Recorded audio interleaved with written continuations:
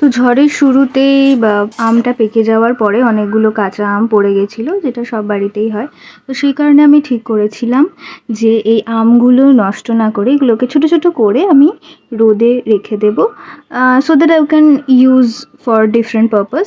তো তার জন্য আমগুলোকে ধুয়ে ভালো করে কেটে তাতে যে কোনো রকমের নুন তোমার পছন্দ মতো পরিমাণ মতো দিয়ে ভালো করে মাখিয়ে রাখতে হবে। মাখিয়ে রাখার পর সেটা একটা প্লেটে, তার উপরে একটা পেপার দিয়ে রাখতে হবে, যাতে ওই যে আমের মধ্যে যে নুনগুলো ঢুকেছে সেখান থেকে তো জল পড়বে, তো সেই জলটা যাতে এই পেপারটা টেনে নেবে।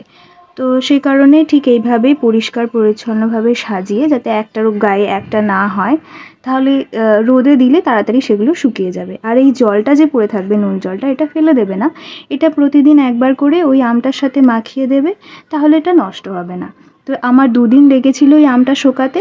আর এই আমটাকে তোমরা বিভিন্নভাবে ইউজ করতে পারো, পাউডার বানাতে পারো, টক ডালে ইউজ করতে পারো, অথবা যে কোনো প্রকার আচার পছন্দ মতো বানাতে পারো। Thank you for watching.